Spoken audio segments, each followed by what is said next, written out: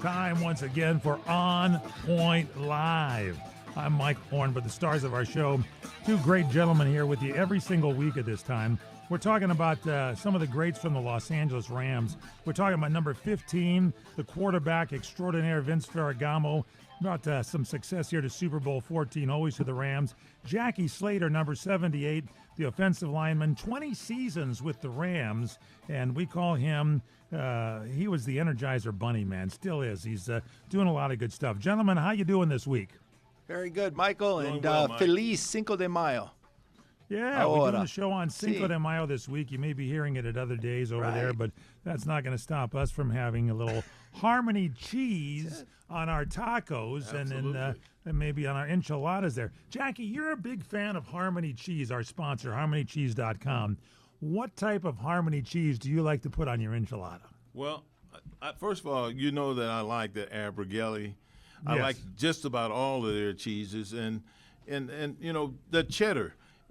When you get a beef, in my opinion, if you get a taco with shredded beef and it's not too wet on that shredded beef, and you sprinkle some of that cheddar cheese, just the cheddar cheese that we get from back here in Wisconsin, it adds a real mellow taste to a taco. I don't like my tacos to be too tangy, too interesting. I like it to be mellow.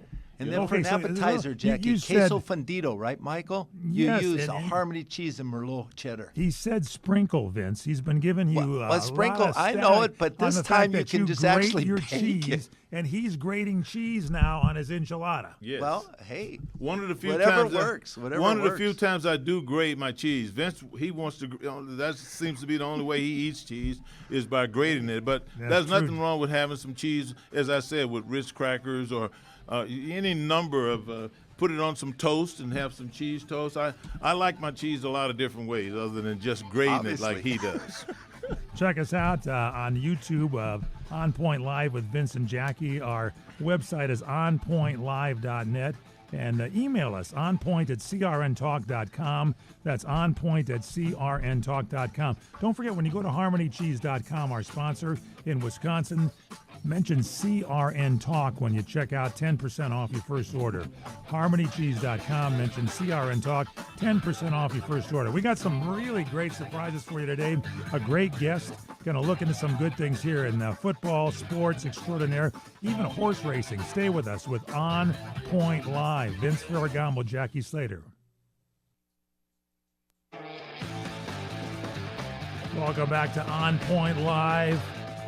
Don't forget our sponsor, harmonycheese.com. I'm Michael Horn, along with Vince Ferragamo, Jackie Slater, our producer, Corey Marino. Vince, Jackie, you guys have had a hard week. Jackie, you've had an even harder week. You've been working pretty much, helping out some people get ready for the season. Am I right? Absolutely. I had the pleasure of working with a guy that I've been working with basically for the last 9 years, working on 10 years now, and he's a real pro. And I just always enjoy working with big people who, you know, look at the finer details of what we do as offensive linemen and sink their teeth into it, and then just to watch them grow, watch them get better and better and better as they get aged, just as they get older, just like a fine wine or some aged cheese, Vince. This young man that we're going to have on as a guest today is special.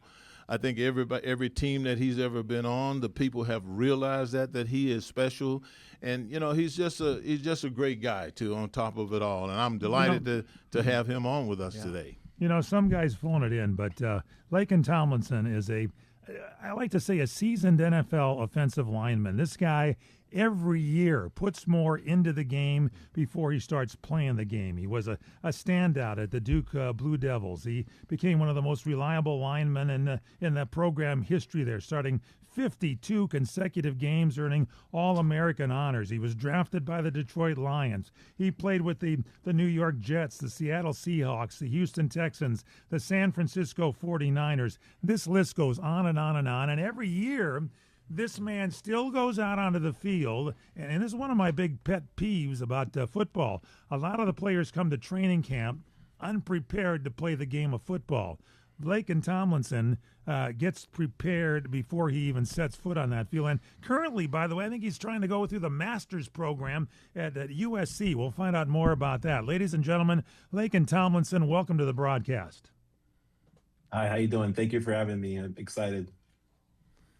You got a good one here, Jackie. This guy is the real deal. There's no doubt about it. And what I want to share with all of our fans that watch our show here is that I always took a lot of pride in the job that I had at the Rams for a number of years. And I not only did I want to be as good as I possibly could to represent that organization, but I wanted my teammates around me to be the same way. Mm-hmm. And I knew that if I didn't exercise those unique characteristics of leadership and being aggressive about doing things right, that nobody else would. This is a young man after my own heart, Laken Tomlinson. He's a real bright fellow. He has a passion for the game. And when I first saw him, I said to myself, the good Lord said, let there be offensive guard. he is prototypically built for the position and has the mind to go along with that. And that's what I've always appreciated about Laken. And Laken, we're delighted to have you on. I've shared many a story about you with these guys, and you're a special football player. And I think every organization that you've played with has viewed you as a special football player. Now, Laken, this is the first question that I want to ask you, because I want these guys to get an idea of just how thorough you are in your thought process. Tell me, what are the two things that you think a good offensive lineman must be able to do? An offensive lineman must be able to move laterally with great efficiency with little to no residual movement. Also, an offensive lineman must be able to handle the worst thing that can happen to an offensive lineman, which is the bull rush. Absolutely. Wow. That's amazing. He can just recite that. I mean, he's got it down pat. He stopped for knowing that right. We got a time issue. But, the one thing that Laken has always done whenever I train with him, and it's probably been upwards of somewhere around 50 different sessions right now that we've gone out together over the years, is that he has applied himself wholeheartedly to technical problem solving. And as an offensive lineman, a lot of guys show up. I saw it over the years. A lot of guys show up. They're big, they're strong, they're athletic, they're powerful, and they think that's going to get the job done. Being an offensive lineman requires that you harness a lot of athleticism and that you deploy that athleticism through skill acquisition, solving technical problems, dealing with big, fast, strong athletes with your technique. And Laken has been one of the best students that I've ever had. As I said, almost 10 years now we've been working together every single year, and it's been a joy to have that opportunity. Laken, tell me a little bit about, just introduce them to how we got started and what motivated you to come and work on yourself like that.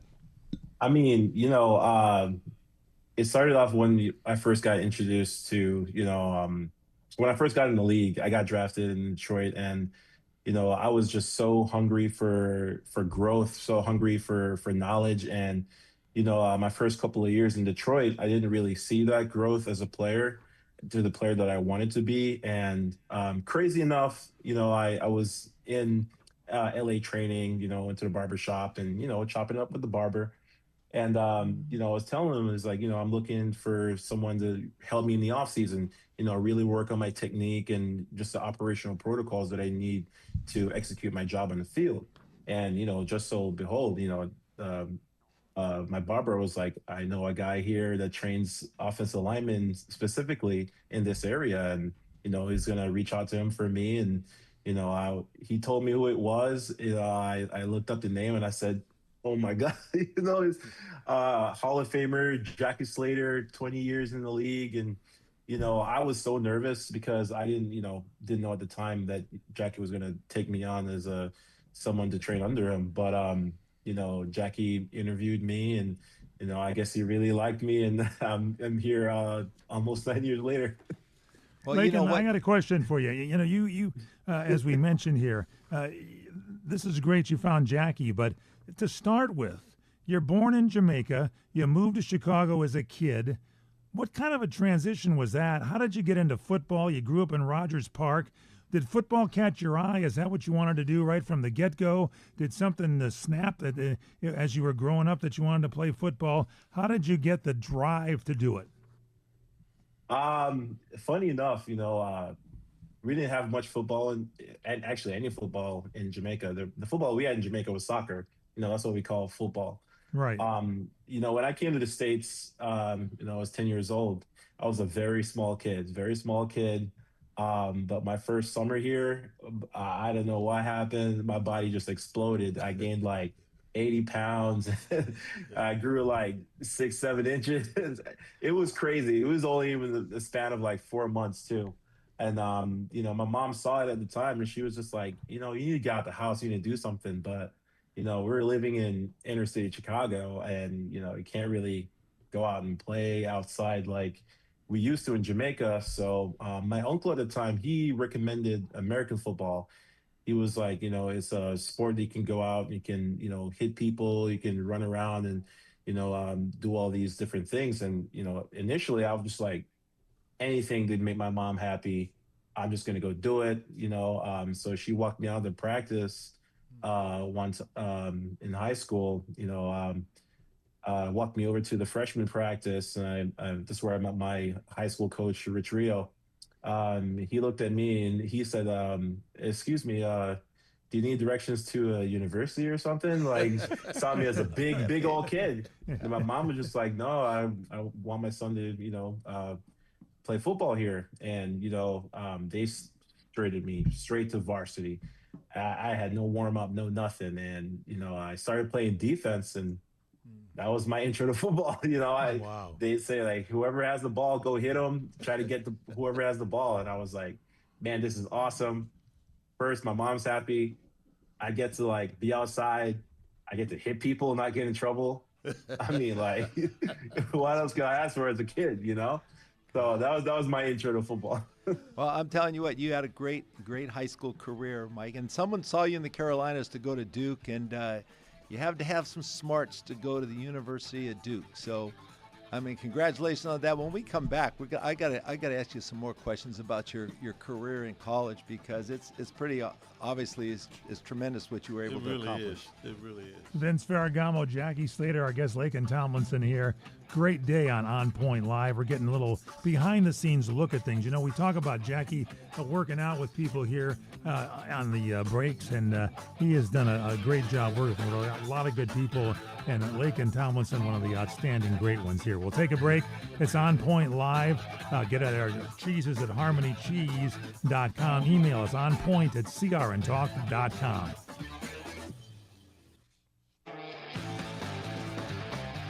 We are back on Point Live. Vince Ferragamo, Jackie Slater, brought to you by harmonycheese.com. Get over to their website. They got some great cheeses here for the summertime. harmonycheese.com. When you check out, make sure and write CRN Talk, 10% off your order. Email us onpointlive@crntalk.com. Jackie Slater, Vince Ferragamo. Vince, just before the break, Laken was talking about he gets to run around, he gets to look at the guy holding the football, and likes to run after him. So let's throw it back to the quarterback here on our show, Vince Ferragamo, and ask your question and then start running, because Laken's coming after you. Well, Laken, I'm telling you what, it's great to be able to talk to you here, but I just enjoyed looking at your resume and seeing what you did at Duke. Jackie, he started 52 straight games. That's a 4-year career, never missing a game. And when you look back, I can see your devotion and your passion to play this game. But what do you attribute that success, being able to play in that many games and have that kind of success, be the Atlantic Coast Conference Athlete of the Year, and be able to do all that? Was your work ethic? How were you able to do that? Oh, man. The good Lord has blessed me with, an amazing opportunity to be on an amazing team that I was on at the time. And, from everyone that was there, all my teammates, Coach David Cutcliffe, who recruited me personally from high school, it was a combined effort, really, down to my offensive line coach, Matt Luke, who recruited me to Duke, John Latina, my other offensive line coach, who came in and really honed in on mentoring me throughout my college career. I would even go as further to say the academic advisor, Heather Ryan. I think she's still there. All the support that I've had throughout my college career made it, there's that much more worth it for me as a player. Um, I was fortunate enough, being able to play all those games, not get hurt, took good care of my body. But I would say mostly, man, I'm blessed. I'm blessed to be able to represent my team, to that level. And honestly, like winning that ACC Male Athlete of the Year, um, it was a surprise to me, really, because just that year alone, there were so many things that were going on at Duke. Basketball won a championship, and so many other athletes that I felt were equally as deserving. But just to be able to represent my college and my team at that level, it was like a true honor to me. And honestly, that was just like a crazy moment, getting recognized for that. I really love his mental approach, Jackie. It's really something else, because what he's aspired to do, he's accomplished, and he set it out. But what's interesting to me, Laken, is your approach, and you're hanging out with Dr. Bagley at Duke University, okay? And he's one of the team physicians there, and your aspiration to become a neurosurgeon or something. I mean, that goes way back to me, because when I was in school and college, I was a pre-med student as well. You wanted to be a dentist. I wanted to be a doctor if I could, and then football just took that away from me. But your approach and your mental capacity is beyond approach. I mean, it's better than anyone I've ever seen. It really is, Vince, and I could see that from the very first time that I spent time with him, that I wasn't going to be wasting my time, because there's nothing more demoralizing to someone who thinks they have something valued that they can pass on to someone than to be trying to share these things with people, and you sense that they're not listening, that they're not going to apply these things. Yeah. Well, every single thing that I have shared with Laken relative to the success that I had on the field and dealing with my teammates and interacting, he put those things into practice, and he's given me examples. Leadership in the locker room, leadership on the field, making sure you're the last one to finish up doing the things that have to be done. Make sure you get everything done, and you leave no stones unturned, and you do everything possible to give yourself a chance to win. And that's leadership. And every team that he has been on, he has been a leader of that football team, both physically and with his interactions with guys. And Laken, I just can't commend you enough for that. You're always going to be a valuable commodity to anybody that wants you. And my challenge to you has not left, and it will not leave until you decide that you're done. I expect you to play 20 years in the National Football League. Vince, last what I said, I'm telling you, man, this guy is prototypically built and prototypically motivated to do some great things in the National Football League. And the team that signs him as a free agent, you watch the impact that he is going to have on that team. The younger players, the way they're going to start acting like pros. The older players, the way they're going to start turning around and doing things differently. It's going to change. But because Jackie, he's a changer. His mental approach, and we have to tell you this, Laken, his mental approach far exceeds the level of any other player that I've ever seen play that position.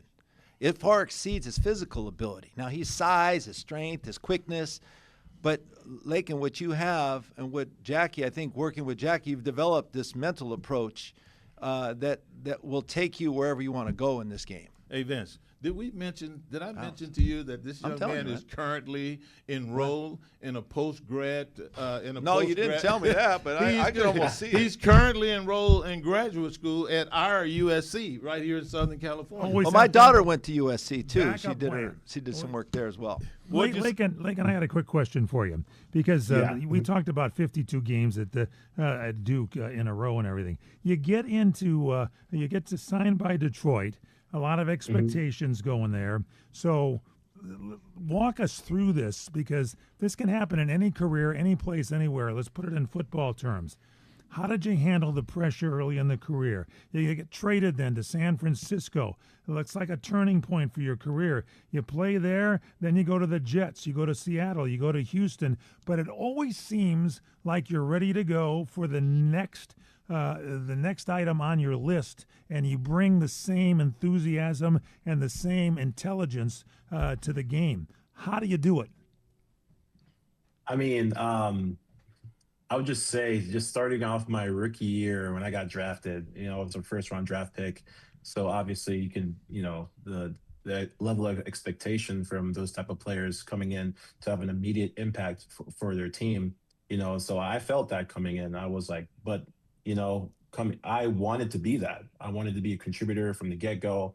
I wanted to show my teammates that I care about the team. I love the team, and I'm going to do everything I can to help win games. And, just having that attitude from the get go, and then being surrounded by some amazing mentors at the time.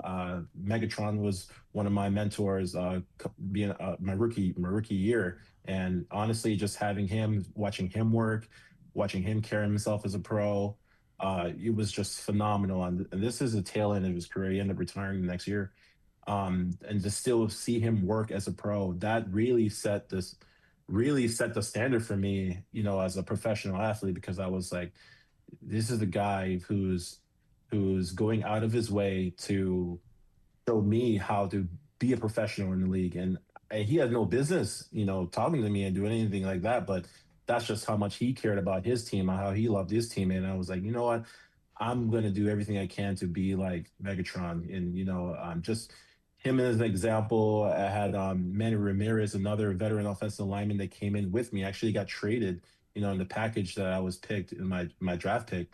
And, having those two guys really shaped my initial experience in the league, because honestly, if I didn't have those two guys when I got drafted, I don't know where I'd been, if I'd be still playing. And because they just shaped my perception of the league so much that, they carried me over to everything else I was doing. So like, it could be like taking care of my body, how to study, how to carry myself on and off the field, just little things that, that I just thought it was like, wow, like these guys have been through it. They've experienced it and they're sharing this with me. What better teammates do I have, and that was like my intro to the league. So I just carried that throughout every year that I've been in the league, Listen, Laken, let me ask you. We have a football player here in Southern California that everybody is claiming as their own right now. But he started in Detroit, the quarterback and MVP of this past NFL season, Matthew Stafford at the Rams. You were fortunate enough to play with him. Did you learn anything from him, watching him operate? Man, I learned so much from Matt. Amazing teammate, amazing player. Honestly, blocking for him my first couple of years, it was phenomenal. I mean, I had a truly phenomenal experience blocking for him. Like a natural leader, man, and just a baller. He's coming out. I still go back and watch some of those games, and just seeing him perform, and obviously following his career, since I left, and then since he got traded to the Rams, he's just been nothing but professional. So you're not surprised. You're not surprised at all No, about the success that he's having here with Sean McVay and the Rams. No, not at all. He's a professional through and through. I can tell you one quick story, and this is things that I take from my teammates. I forgot when it was his birthday. I think his birthday is sometime in the off season, but they told me that he would come in on his birthday and work out in the facility on his birthday when he didn't have to be there. And I just thought that was the coolest thing a professional could do. Their profession. There's someone who really loves the game and really cares about his growth. It could be any time of the year. He's thinking about ball and someone that's take care of himself, and it shows on the field. It's really cool. I'm proud of him, everything he's done as a player, man, as a father, as a husband. He's just an amazing role model to any quarterback in the league. How about that, huh? That's good. So the people here in Los Angeles got a quarterback they can be very proud of for a lot of reasons, huh, Lake? Yeah. We Yeah, got oh, a yeah, for guest we sure. can be proud of right here on the show. Laken Tomlinson is with us, NFL seasoned defensive lineman. We're going to take a quick break, come back with more. It's On Point Live. Subscribe to our podcast, On Point Live, with Vince and Jackie. Get some cheese with our sponsor, HarmonyCheese.com. When you check out, put in CRN Talk, 10% off your first order. And don't forget to email us, onpoint@crntalk.com.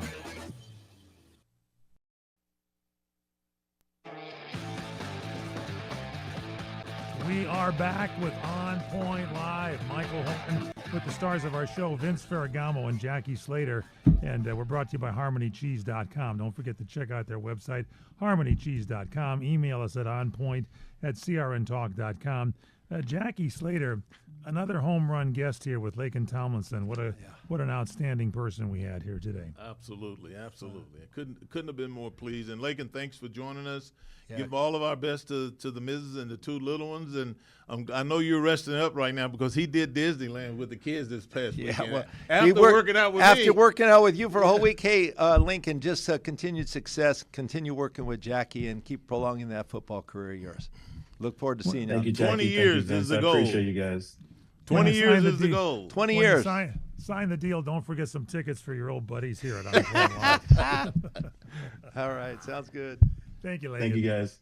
All right. We're going to continue here with the broadcast. We have a lot of things to talk about here, gentlemen. First off, apparently the season hasn't even started yet, and we got controversy between the Rams and their dreaded rivals, the 49ers. Kyle Shanahan is accusing the Rams over the schedule. Vince, give us some background on this. Unmitigated gall.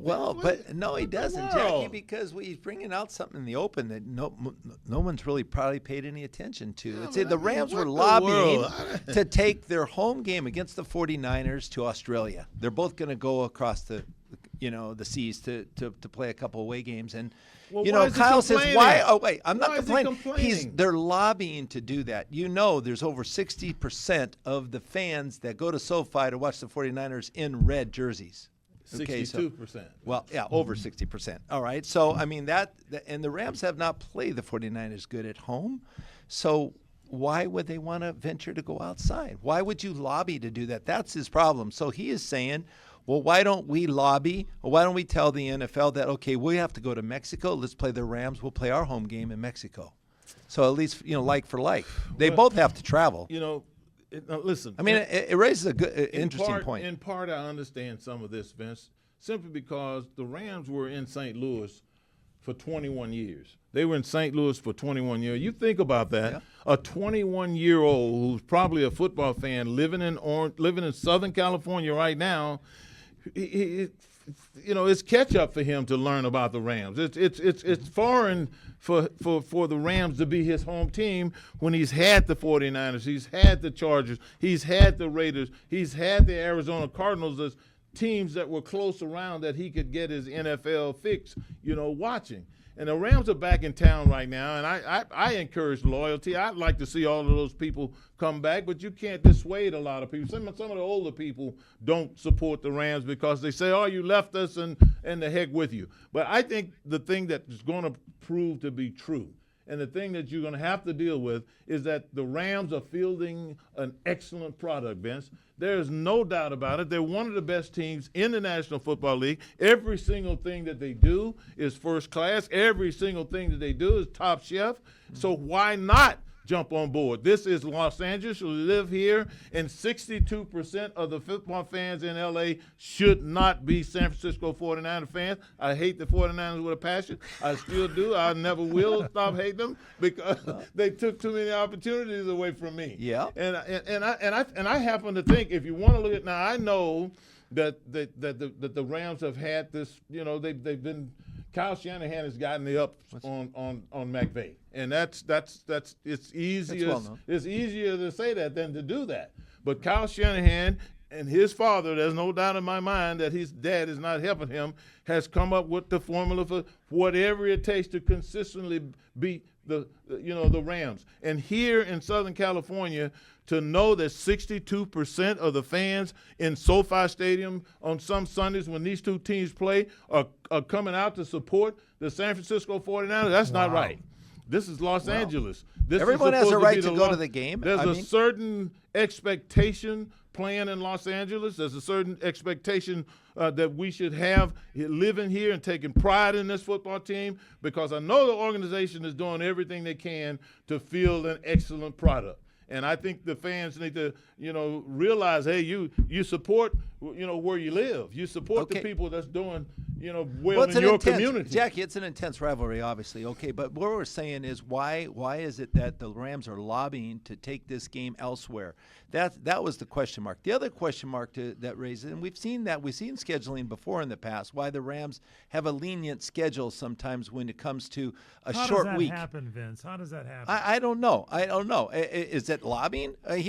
Kyle raises a good point. Stadium. Why are the difficult schedules then passed over to other teams? When you have a short week, you have to travel and play a short week on the road. The Rams sometimes have a bye week after a short week. So you look at some of these scheduling effects and say, is this normal? And why have the Rams been the least penalized team in the last 5 years? I was a former Ram. They're the least penalized team. They have the least amount of flags thrown against the Rams in the last 6 years.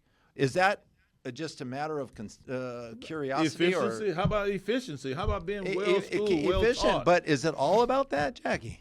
Well, I mean, other teams are well coached. They've been preparing well. But it's just, I don't know if that's something that's just commonplace, or is this something that's weird. But that says a lot about the team, obviously. Yeah. But then again, is there some other things that are contributing to that? And we apologize to our flagship 790 KABC in Los Angeles, of course, who carry the San Francisco 49er games. Throw that out. Hopefully they'll hear us next weekend. I'm just kidding. Okay, so there's one other item to this, and we'll start with you, Jackie. Is the Rams have hired Cliff Kingsbury with the idea that maybe he's going to help out their new assignee there, Ty Simpson, at quarterback, so Sean McVay doesn't have to do it. Brilliant, not brilliant? What are your thoughts? I think it's brilliant. Yeah. I think it's brilliant, and I think it's a good thing that Sean McVay sees Cliff as a friend. And as friends, friends help friends, and friends help friends solve problems, and friends make suggestions to friends to help them solve problems. And when you look at Cliff Kingsbury's resume, he's been with the Rams now for a year. He and McVay are friends. They're close friends and everything. But McVay is not stupid. I don't think he would bring his brother, if he had one, on this staff if he couldn't help the Rams win football games. And think about Cliff Kingsbury, Vince, and what all he's done. You were talking about this on the way in. Yeah. He had Johnny Manziel, first ever freshman Heisman Trophy winner. He had Kyler Murray, a offensive rookie of the year over at Arizona. He worked with Patrick Mahomes to start off in Kansas City. He worked with Caleb Williams, the great quarterback in Chicago, when he was at USC. Mm-hmm. And Jaden Daniels was the offensive rookie of the year with the Washington Redskins under his tutelage. So Sean McVay is not stupid. This guy's going to, if he's going to add in, he got 26 coaches on his staff. Yeah. But if he's going to add another one, you better believe it's somebody that can cover in an area where he probably don't put a lot of emphasis. And we were talking about this. We said that Sean McVay had never really developed a quarterback. And Jared Goff was the closest thing to it, but Jared Goff should have been developed already because he was the first overall pick. So now when you look at what has transpired with Ty Simpson, and then you look at who they have on their staff that's going to be working with him over the next couple of years, then for me, I'm expecting, if you are a football fan and you like great football being played, great play calling, great execution by quarterbacks, this is something that you can enjoy with the current reigning MVP in Matthew Stafford, and you can expect to see it happen even beyond with Tyler Simpson, because he's going to get coached. Vince he's going to get coached. Your thoughts on this? Well, I think that's important because Cliff Kingsbury can certainly convey information. And I think one of the most interesting parallels of all the players that he's coached was probably with Jaden Daniels. Okay, Jaden Daniels played quarterback for the Washington Commanders. Okay, Jackie, and he was the offensive rookie player of the year.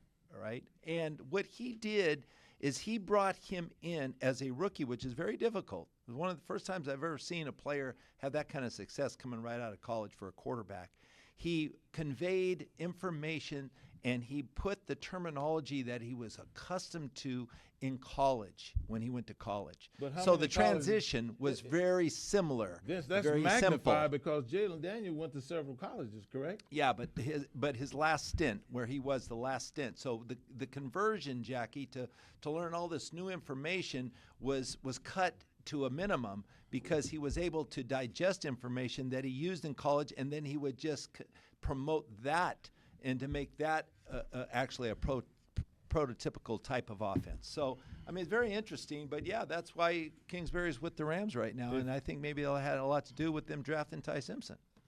All right, we got to make a little switch around here because we're going to talk some basketball quickly at the end, but I got to talk horse racing with you, Vince Ferragamo, and your weekend looking at the Kentucky Derby. Tell our audience what the hell happened in your life. Okay, well, I was watching the Kentucky Oaks on Friday afternoon, and I saw this jockey, Jose Ortiz, race on this the stakes race, and he won it, and there was an inquiry, and then I saw the replay, and I saw the banging going back and forth, the jostling between horse and jockeys, and they removed the inquiry, and he remained the winner of that race. And so I'm looking for his name for the Kentucky Derby at Churchill Downs the following day on Saturday, and I'm, what horse is he on? What horse is he on? And so they went through all the other horses. You know, Renegade had his brother was racing. I said, that's not Jose Ortiz. So I'm looking, and I finally see at the end at 23 to 1, 26 to 1 odds on Golden Tempo. Yeah. Okay, now this horse, my dad was a great handicapper, and I've come from a family that had horses, owned horses. Kai Lee back at Suffolk Downs, and he was seeing Chris McCarron, you know, in Boston, and then all my uncles were trainers at the track. So they always would look at horses, how would they race before the big race, Jackie? Like, in what kind of class were they? Did they race against tough horses? And this horse raced 3 races. He would race in the Louisiana Derby, and he had a speed rating of 95 points. So now, not only is Golden Tempo something to look at, he's owned by Vinny Viola and Teresa Viola, who are friends of ours. Okay, Sherry DeVoe was the first female trainer to end up winning the Kentucky Derby on this horse, and Jose Ortiz was on that horse. And I go, darn, if I would have known that. How much you bet, Vince? Come on. What, how much you make on that race? 23 to 1, huh? He wins the thing bet? coming from behind. He was Come dead on, last Vince. to start. Dead last, Vince. Dead last. Oh, what a It's all race. there. Vinny Viola. There's the this name. guy- Jose Ortiz. Golden Tempo. 23 to 1 odds. Yeah. Sherry DeVoe first winner. Not even $1 on that horse. Not even $1. So Hey, you you must know not what? have been. You must not have been the handicapper you I think you should've are, won my there, friend. man. Wow. What a Jackie horse. and I would have been at that window, still not looking through our pockets for a couple of loose Oh singles. my gosh! What a day! What a day! Oh, what a great Gee day! whiz. And my wife's watching the interview after in the winner's circle, and she goes, "Oh, hey, there's Vinny and Teresa. Look, So, Gee, there come they on, are. Cody. You know, How he about used to own that? the Brooklyn Nets, and now he owns the Florida Panthers. Yeah. How about that, huh? And now We he's got to got call Golden Vinny up, and Tempo. congratulate him, huh, Jack? Yeah. We got Oh, to. definitely. Yeah. You know, the Rams, how much time do we have, guys? We got a minute. That's a minute. really interesting thing going on. The Rams did a fantastic job. There was a guy that coached at the Patriots for a long time, offensive line coach. His name was Dante Scarnecchia. And one of the guys that he coached, Ryan Wendell, is now the offensive line coach of the Rams.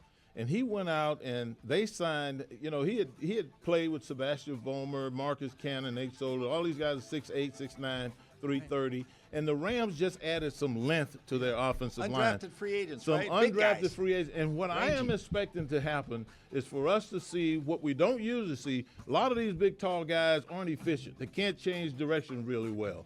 But Ryan Wendell, who learned from Dante Scarnecchia, is going to make us all prideful and thankful as we watch a big, talented offensive They're going to need line. some linemen, Jackie. That's for sure. They're going to need some, but they got. Jackie Slater, Vince Ferragamo will return, wrapping it up with On Point Live. Check our website out, onpointlive.net. We'll be back. Go to harmonycheese.com. Order your cheese. Welcome back to On Point Live again. Thanks to our guest star, Laken Tomlinson from the NFL, who introduced Jackie Slater to the seafood platter, I think at Ruth's Chris Steakhouse. I don't know how you ever got out of your seat there, Jackie. Something else. Jackie Slater. My idea. It I'm was telling not you. my idea to order that much food. I'll tell you now. Beautiful. The size of those shrimps and the lobster. Laken was tuna. hungry. He was hungry. To-go bag, please. Clams. All right, NBA playoffs, the first round recap. What are your thoughts on that? Man, my Vince? thoughts right away is Jackie, go ahead. I'm a Laker fan. I don't just talk about it. I believe you live in L.A., you live in a town, you support your hometown heck yeah. team. I've been supporting the Lakers all the way back to Kareem and Magic and those guys, and I just have this feeling of dread hanging over my head when I think about about the Lakers. Yeah.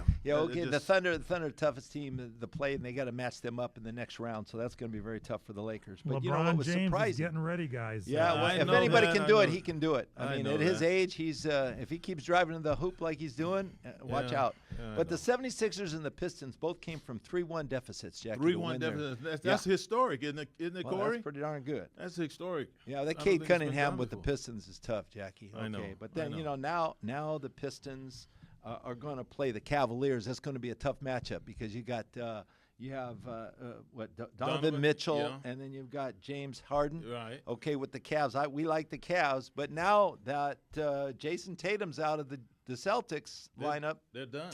they're done. So I don't have to take the Cavs to go that way, and then they get the Lakers. and Jackie. then- how about the maybe Spurs? The Spurs, Jackie. What about Wembayama? Wembayama is special. There's no doubt about it. But to lose the game the way they did the other night, I thought it was tough.